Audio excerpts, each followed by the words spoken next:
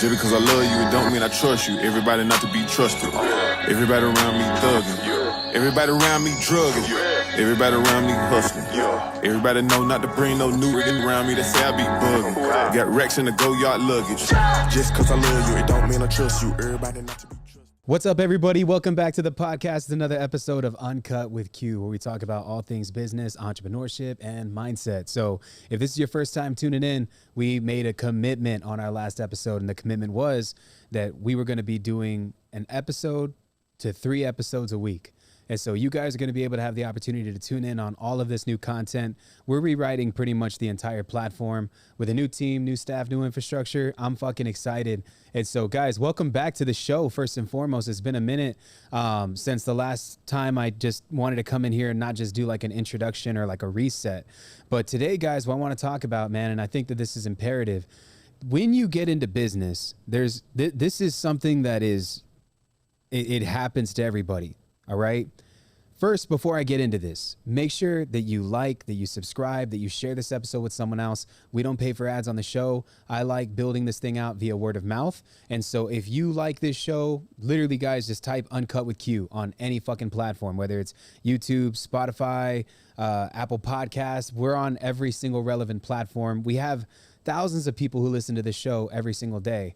It's been a while since we've posted content, since back in November. So please show us some love and share this show. All right. Now, again, guys, when you get into business, one of the hardest parts about being an entrepreneur is right at the beginning, you're the one who formulates that belief that you can achieve this, that you can do this.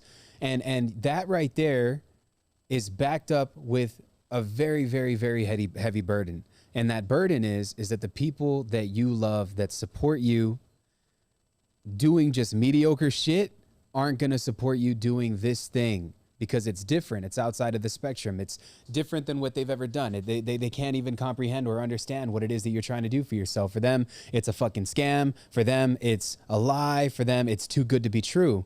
And so you're going to get a lot of negative feedback at the beginning from people that you've poured into, people that you call brother, people that are part of your family, that love you, and friends. And it's the people that are closest to you that are going to be the first types of individuals that are going to essentially bash you or doubt you and what it is that you're going to do. And during that time frame, it's imperative to understand that the devil works in crazy ass ways, right? And so this is one of my favorite books of all time, and it's called Outwitting the Devil. It's written by an individual named Napoleon Hill. Now, this book has a crazy background story. This was the original book that was supposed to be his first published book that he ever came out with. If you guys ever watch anything or listen to anything Napoleon Hill, this motherfucker is like the pioneer for motivation, for personal development, for self-development, for mindset and everything. If anybody talks about mindset, majority of the stuff comes from the Bible, but Napoleon Hill structured it so that a normal person could find that enlightenment inside of his books. And now this book that he tried to publish was so goddamn dark, it got passed around his estate until one of his great family members found it and published the book in 2011. And this book came out and it fucking changed the game again. And so he's wrote badass books before. He's wrote Think and Grow Rich. He's also he also wrote The Law of Success. One of my, literally some of the best books I've ever read in my life. Now, Outwitting the Devil, the book goes like this. So somehow, some way he wakes up and he's in this alternate dimension. And it's black everywhere, right? And there's this entity that's there. And so in the book, he asks the entities, are you the person that I came to see? And the entity speaks back to him. And he tells him this. He says, if you're going to speak to me, you're going to refer to me as your majesty. Right off of the bat, in this book, Napoleon is having a conversation with the devil. And for the devil to tell him how he manipulates and controls people, he has to refer to the devil as your majesty. And so he tells the devil, he said, what gives you such royalty for me to call you these things? The most highest form of respect that I can give to anybody. And he said, because I make up half of your life. If God is half of the atom, I'm the other half. And so he tells him, he's like, all right, well, Mr. Devil, I want to know how you manipulate and how you control people. And so he tells him, he's like, if you want to know these things, then you will speak to me with respect and you will refer to me as your majesty. And so Napoleon has a conversation with the devil, and the devil tells him how he controls people through their actions, through their family, through their food, through their water, through their TV, through everything. And the devil tells him he makes up half of the atom. That means that he's present in fucking everything that we do. And so Napoleon goes through this whole journey with them, asking him about these things. And so there's a part in the book, which is one of my favorite chapters. Don't quote me on this, but in this chapter, the devil talks about these 3 layers of existence. All right. Now, the first layer, which is the bottom of the bottom, is total despair. Right. How many people listening to this have ever spent a night in jail? You know, if there's anybody that I can say relates to this type of person, you know, the last time I spent a night in the magistrate, I got a chance to be in a room with a bunch of homeless people, drug addicts, drunks, people that were just blaming the system. Like legit, every single person that I even vaguely tried to have a conversation with, they all said the same thing. They said, oh man, I can't wait to get out of here so I can go and blast. You know, blast means shoot heroin. They're like, man, if I wouldn't have fucking had that weed on me, if I wouldn't have had that needle on me, if I didn't fucking pull into that Chick-fil-A to do that drug deal, I wouldn't be here right now. I almost didn't go to work today, and I wouldn't have had the opportunity I wouldn't have been here in this position had I would have just taken up a different opportunity. And that's really what it's like for a lot of people. And so the devil says this is where he has the most control, because they're blaming everybody and everything. The entire time I'm sitting there in this fucking jail cell with all of these people that aren't even on my same vibration, I'm just keeping to myself, doing push-ups in front of everybody, not giving a fuck about who's looking at me, like legitimately just doing everything that I can. I'm meditating, I'm talking to myself, I'm sitting there in prayer. To me, this was supposed to happen. To them, they wish this didn't happen. And people who let the devil control their lives see life is happening to them consistently, not happening for them. And so the devil tells Napoleon that this is the place where he controls the majority, the 90%. Now there's 8% above the 98, right? And so these individuals, he says, this is the second layer of which I control and manipulate people. These people live the same routine every single goddamn day. And he says, I keep them in limbo. I keep them comfortable. I keep them never wanting more. He tells them this is their routine. They wake up, they brush their teeth, they get ready, they go to work, they come home, they have dinner, they fall asleep. They wake up, they get ready, they eat dinner, they go to work, they go home, they fall asleep. They wake up, they get ready, they go to work, they go home, they fall asleep. It's like a repetitive thing. He calls this limbo. And so these are individuals that he keeps comfortable. He says, yes, stay comfortable, because this is where I want you to be. I don't ever want you to believe that you could be anything more than what you are. How many motherfuckers do you guys know right now that are listening to this right now? You people that are listening to this right now, how many of you guys have somebody that you love and care about that is trapped in that circle right now, where every single fucking day is the same exact shit, the same routine, the same people? You know what I did today, y'all? I woke up today and I decided to fucking go fishing. I could have gone by myself, and I called a friend of mine who just started working at my office, and I said, dude, fuck going to the office this morning, come fishing with me. And we both went. We went fishing, and I spent like the first 4 or 5 hours of my day on the water catching tilapia to bring home, and we're splitting that load. It's crazy, right? But that is how I want to always live my life. Otherwise, I'm just going to keep going to the office, keep making calls, keep doing the same thing. If you don't understand how to disrupt the algorithm and do something different, then you're always going to have the same result. Now, I understand that certain things got to be consistent. You have to have a level of tenacity, but it's in an upward direction, not in a direction where you're just staying in the same fucking place.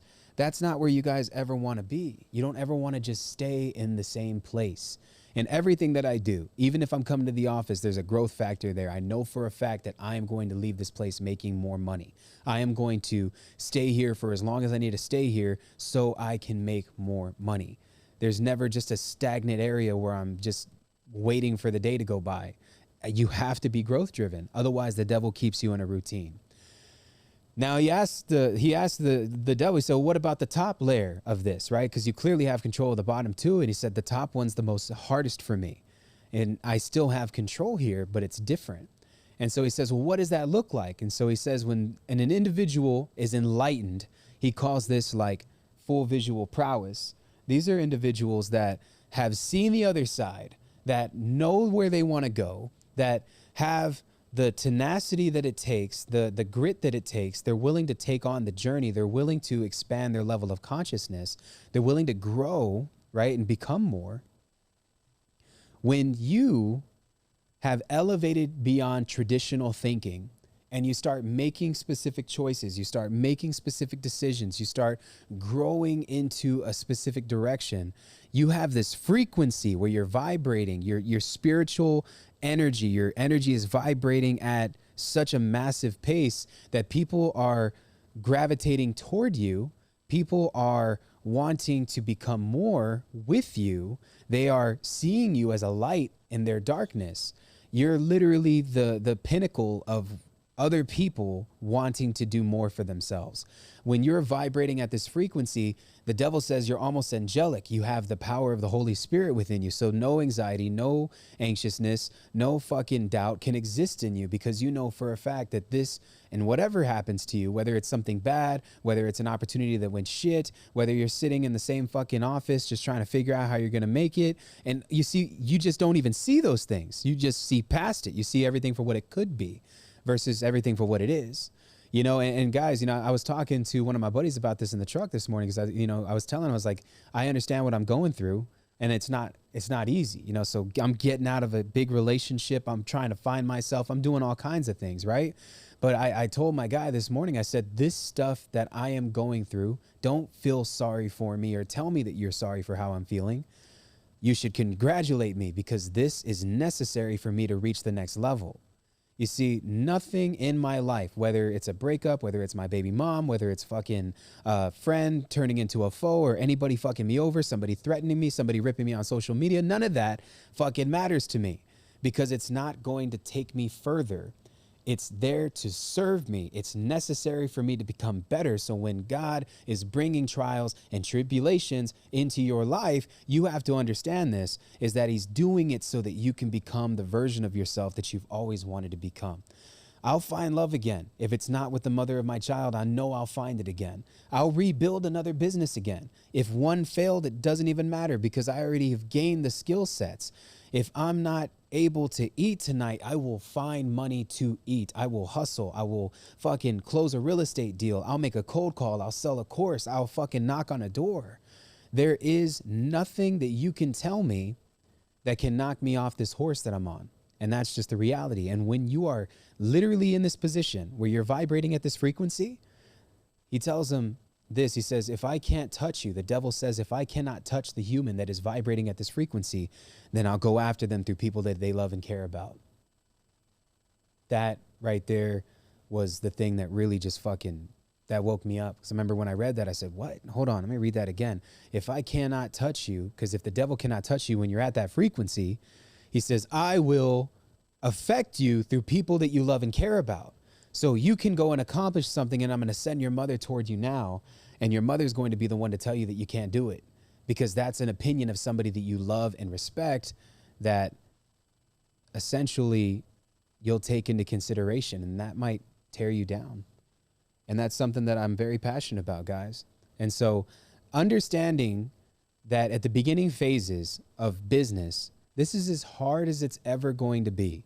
You're going to have so many people that aren't going to believe in you. That is for you, not against you. So when somebody tells me, they say, Quinn, man, what do you think, bro? You can't do that. That's insane. I fucking laugh at them, because I know that it's within my power to do that. And you should laugh back at them as well. I'm telling you guys right now, if there's any advice that I could give anyone listening to this, some of the greatest motivational speeches that I have ever been given, that I have ever received, came from people who told me that something couldn't be done.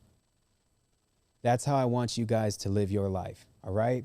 So that's my message for you guys. Understand that the devil is trying to work through people all of the time, and sometimes work through you with your habits, with your trials, with your relationships, with the tribulations. He's in there. He's present. He makes up half of the atom of all of the decisions that we make.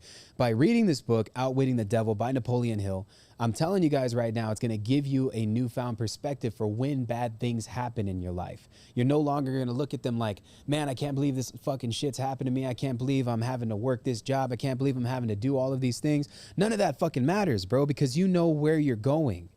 And anybody who has God in their life and has confidence in their lives has Godfidence. I've talked about this before on a reel. When you have Godfidence, you are moving with purpose. You are walking in his direction. It is above you. And because of that, what's below you shall not pull you down.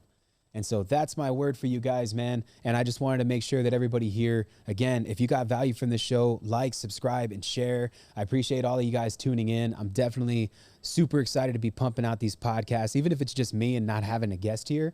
You know, it's been a while since I've done the mindset stuff, and that's really what I love to talk about. So for all of you guys that are listening, man, I love y'all so much. Thank you guys for tuning into the podcast. I'm bringing this thing back tenfold, okay? So like, subscribe, share, all that good shit, and I'll catch y'all on the next one. Let's get it. I want the check. Check. Ooh. I want the check.